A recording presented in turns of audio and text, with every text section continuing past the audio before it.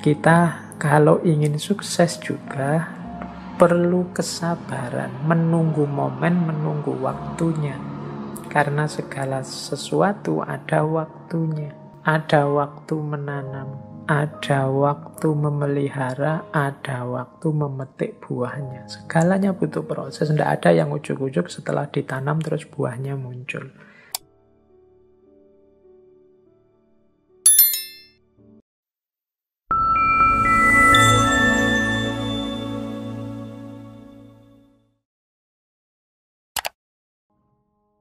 Assalamualaikum warahmatullahi wabarakatuh. Bismillahirrahmanirrahim.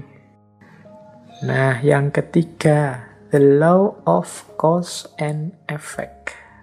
Hukum sebab akibat.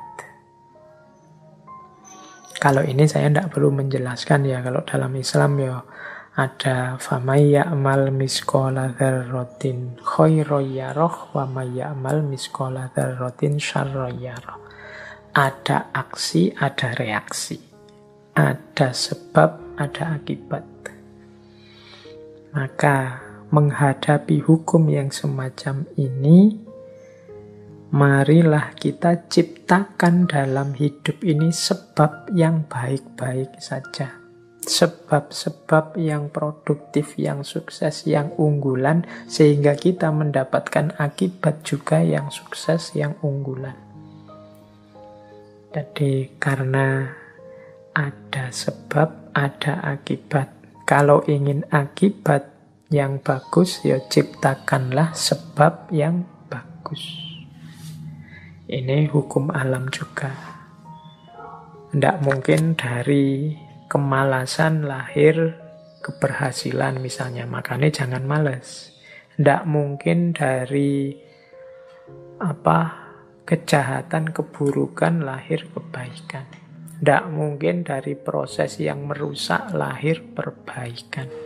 Nah, ini cause and effect. Ini hukum alam yang ketiga. Ada sebab, ada akibat. Apapun yang kita panen hari ini, itu adalah benih yang kita tanam sebelumnya. Yang keempat, the law of polarity. Law of polarity ini, segala sesuatu dalam hidup ini ada pasangannya. Ada panas, ada dingin, ada terang, ada gelap, ada atas bawah, ada baik buruk, ini pasangan. Pasangan ini sifatnya saling mengadakan. Saling mengadakan, ya kalau tidak ada buruk, yang baik juga tidak akan ada. Adanya yang baik karena ada yang buruk, ini namanya saling mengadakan. Kalau semua orang sama, semua baik, semua, ya dia tidak disebut baik, ya standar saja. Dia disebut baik karena ada yang buruk. Disebut terang karena ada situasi gelap. Disebut atas karena ada bawahnya. Bawah saja tidak ada atas, tidak mungkin. Atas saja tidak ada bawahnya, tidak mungkin. Jadi dia saling mengadakan, saling mendukung keberadaan masing-masing. Oke, jadi situasi the law of polarity ini membuat kita nanti tidak mudah melihat satu sisi saja dari sesuatu, tapi harusnya kita melihat secara lebih lengkap. Jadi ada orang baik loh, terus kita puji, kita senangi total 100%. Dia dengan segala kebaikannya. Tiba-tiba dia melakukan sedikit atau satu keburukan. Runtuhlah kepercayaan kita yang darinya sangat cinta jadi sangat benci.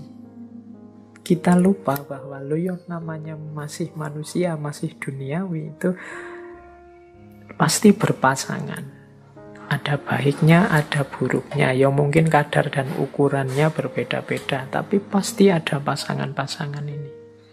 Kita sering tidak siap menerima situasi yang kebalikan dari kenikmatan, kenyamanan yang kita rasakan hari ini. Padahal itu ya berpasangan. Ada enak, ada ndak enak. Di balik kenikmatan, di sisi sana ada ketidaknikmatan. Itu selalu ada.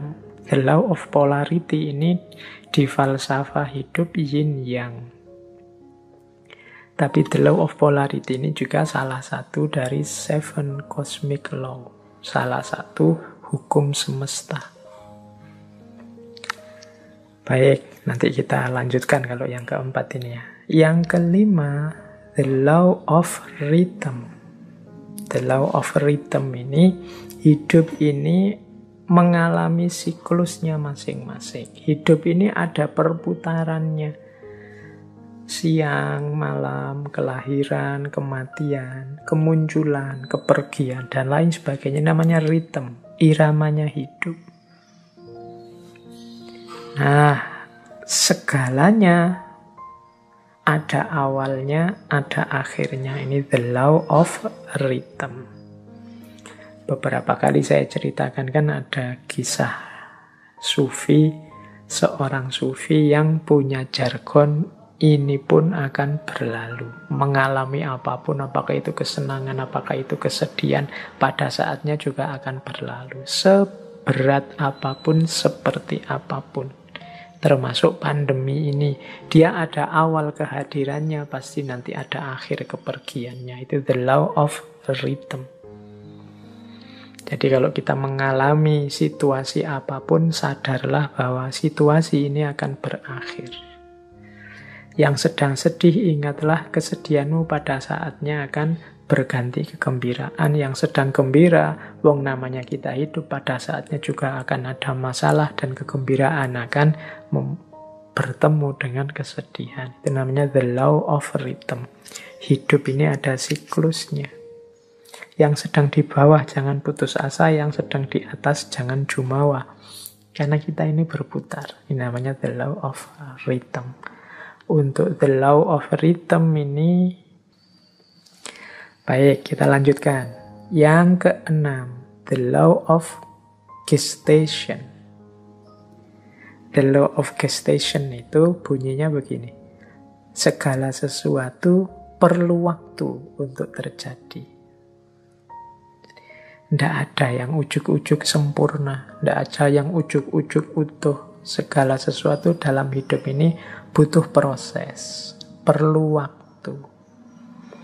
Jadi makanya kita kalau ingin sukses juga perlu kesabaran, menunggu momen, menunggu waktunya. Karena segala sesuatu ada waktunya. Ada waktu menanam, ada waktu memelihara, ada waktu memetik buahnya. Segalanya butuh proses. Tidak ada yang ujuk-ujuk setelah ditanam terus buahnya muncul. The law of gestation. Dan yang ketujuh, yang terakhir dari 7 cosmic law adalah the law of transmutation. Segala sesuatu berubah. Jadi segala sesuatu, karena hidup ini di dunia pastinya dinamis. Segalanya berubah. Ini banyak kalau kita belajar filsafatnya dulu, filsafat Yunani yang terkenal Heraklitus itu ya segalanya berubah. Kecuali perubahan itu sendiri. Yang tidak berubah hanya perubahan. Nah, law of transmutation ini menyadarkan kita untuk menghadapi perubahan, merancang dan menyiapkan perubahan agar perubahan yang terjadi arahnya sesuai keinginan kita, membuat kita lebih baik, membuat kita lebih sukses, membuat kita lebih berhasil. Jangan biarkan perubahan liar tidak terkontrol. Baik, ini 7 cosmic laws. Ini alam semesta. Di level batinnya itu ada 7 mekanisme ini. Ini kalau menurut teorinya Walker Atkinson. Nah, ini pengantar untuk tadi kalau ada yang tanya, Pak, natural law tadi katanya law of attraction ini bagian dari natural law ya, karena kayak tadi unsur natural law yang law of vibration, kemudian law of cause and effect atau law of transmutation ini kan bisa mengimplikasikan law of attraction. Baik, kita masuk sekarang ke law of attraction-nya sendiri.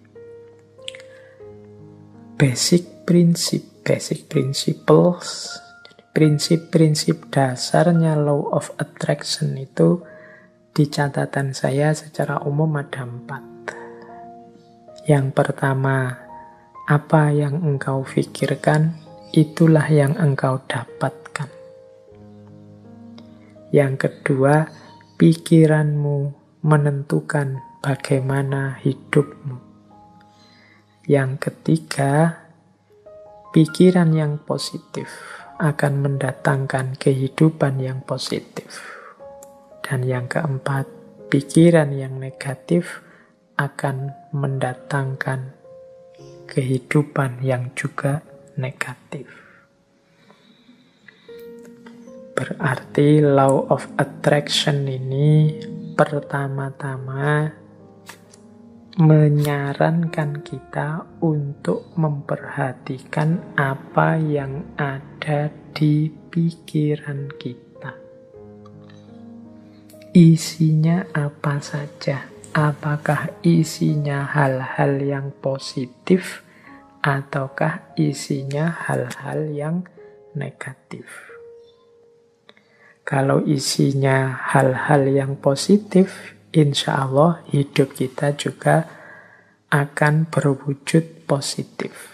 Kalau isinya hal-hal yang negatif, ya wajahnya hidup kita adalah hidup yang negatif. Nah, ini masing-masing kita yang bisa ngerti. Coba ditengok deh. Atau mungkin manifestasi pikiran kita hari ini mungkin di status-status yang kita buat.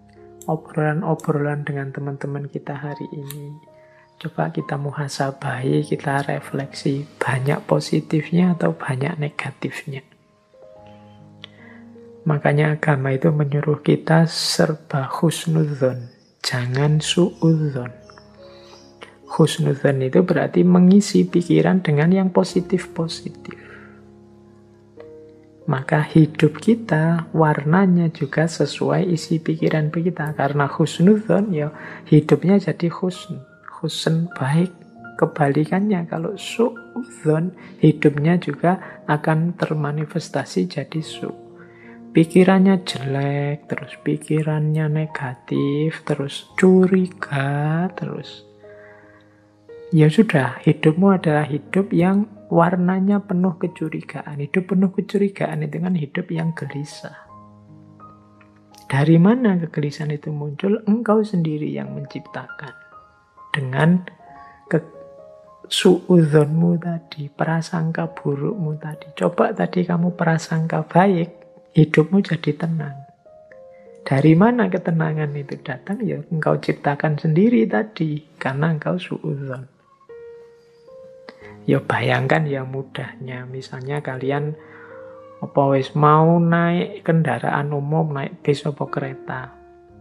Itu kalau pikiranmu serba prasangka buruk, jangan-jangan nanti dicopet, jangan-jangan nanti di tengah jalan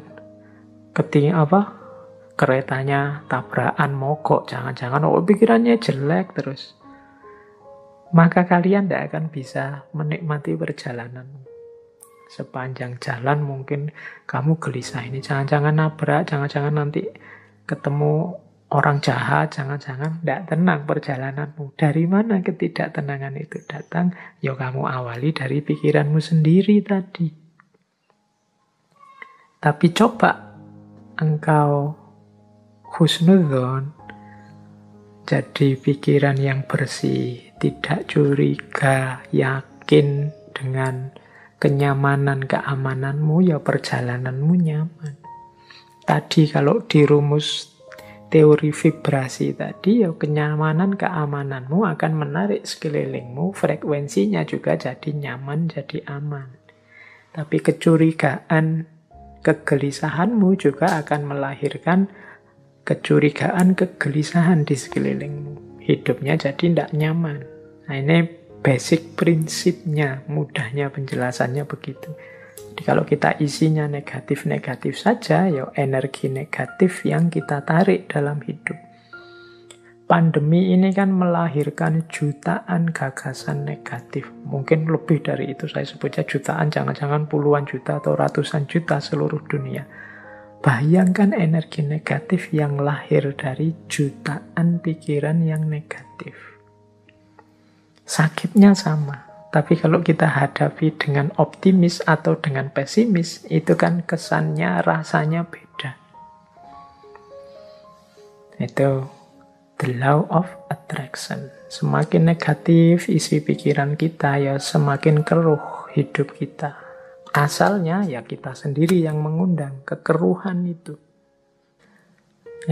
Makanya ada quotes dari Napoleon Hill. Napoleon Hill ini juga tokoh spiritualis yang sering juga menulis buku-buku coraknya self-improvement atau self-help.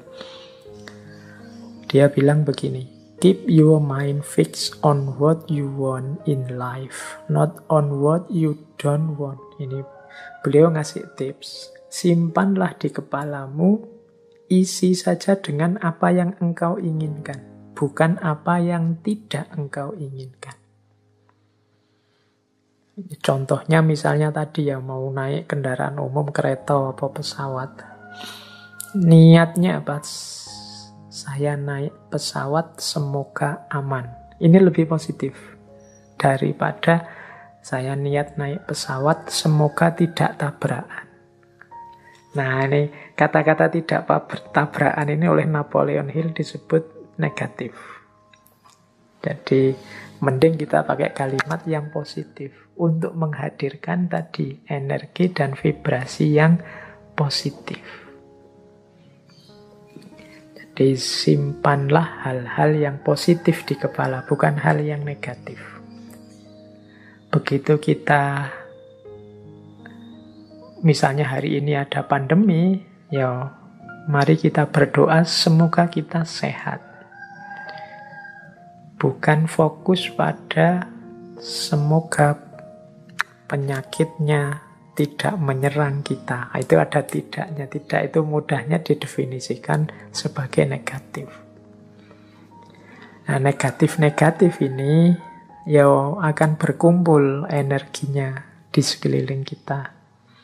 Jadi lebih baik menggunakan kalimat yang positif. Insya Allah Indonesia akan berhasil mengatasi pandemi ini. Insya Allah upaya yang dilakukan pemerintah akan sukses.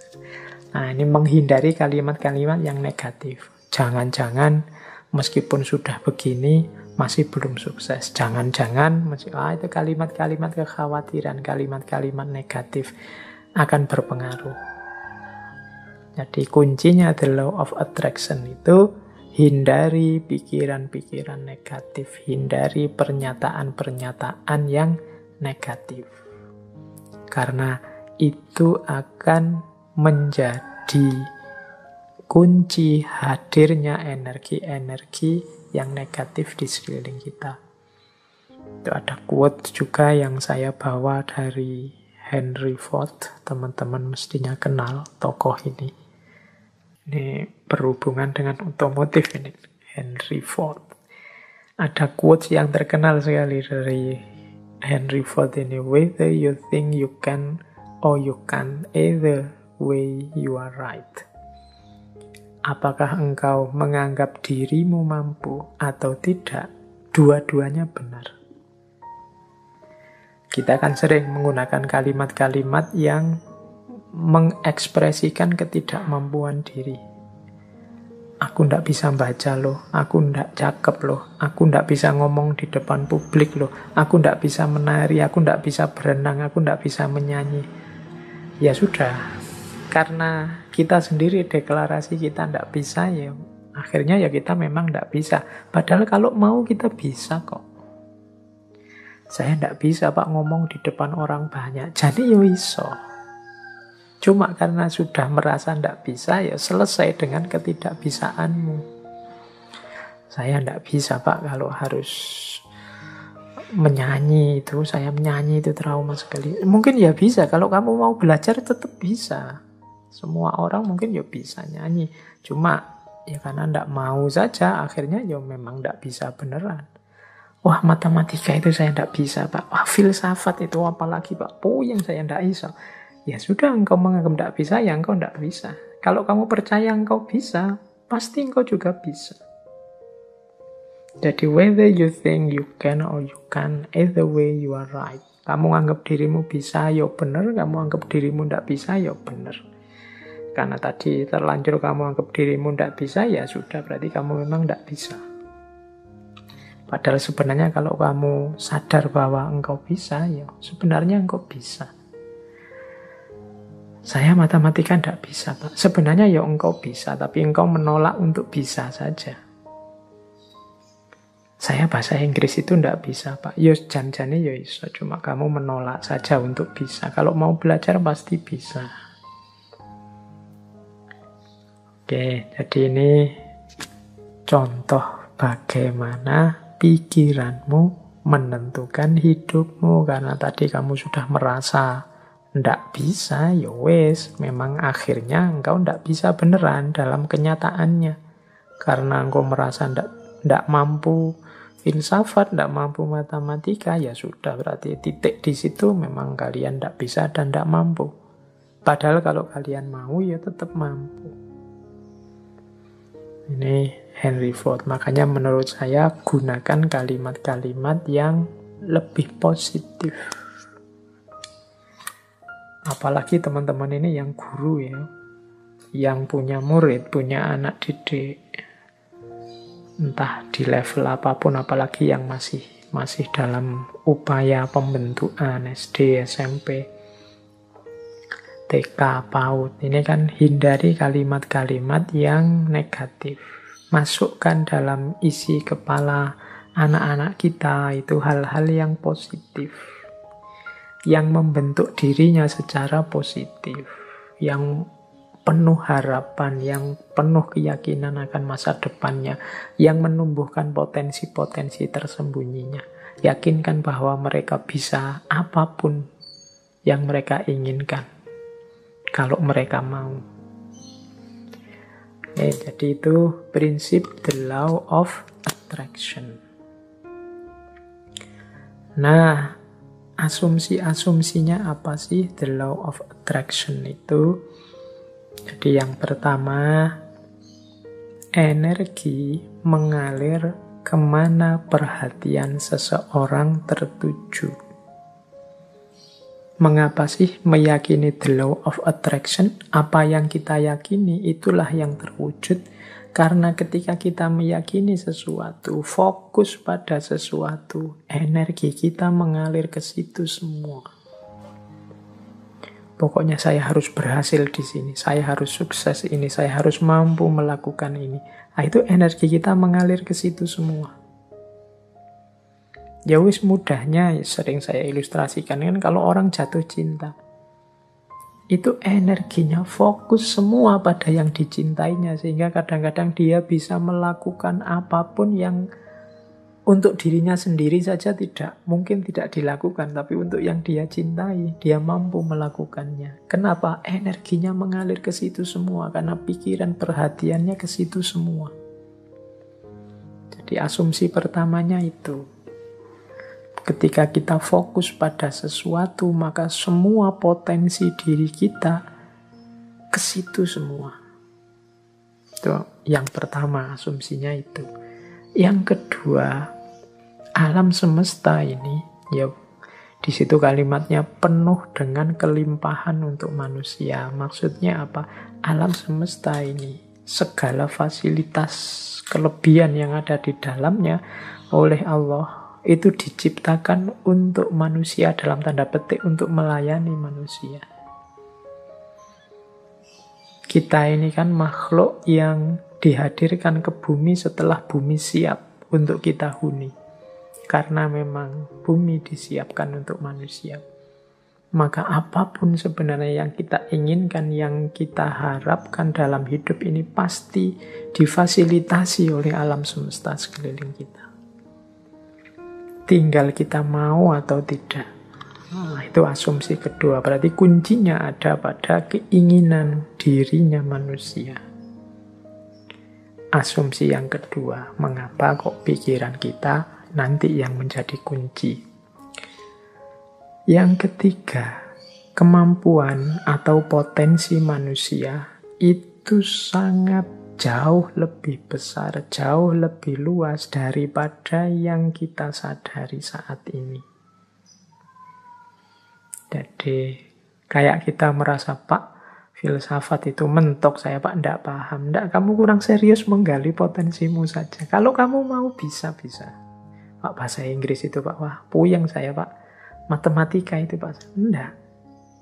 Kamu bisa sebenarnya, cuma kamu kesusu berhenti saja. Kemampuan atau potensimu enggak seterbatas itu. Allah memberimu potensi yang luar biasa. Harusnya engkau jadi orang yang luar biasa. Harusnya setiap orang kalau mau dia bisa jadi luar biasa. Kemampuan dan potensimu cukup untuk apapun yang engkau cita-citakan, engkau inginkan. Itu asumsi ketiga. Asumsi keempat, hidup ini tujuan dan isinya tergantung pada keputusanmu sebagai manusia. Jadi kita ini, kalau bahasanya agama, kita ini khalifahnya. Wajahnya hidup ini tergantung kita. Termasuk hidup kita ini ingin jadi apa, ingin seperti apa. Kuncinya di kita sendiri. Dan pilihan-pilihan hidup itu tidak terbatas. Pak saya ini anak desa, bapak saya cuma tani, berarti ya cita-cita paling tinggi paling saya bisa itu. Enggak ya, kalau kamu matok serendah itu cita-citamu, ya enggak jauh-jauh dari situ. Panjang setinggi mungkin. Pilihan banyak, enggak terbatas. Wawasanmu harus luas. Jadi pilihan hidup itu banyak, silahkan engkau pilih. Kuncinya ada pada dirimu sendiri. Engkaulah yang menciptakan kehidupanmu.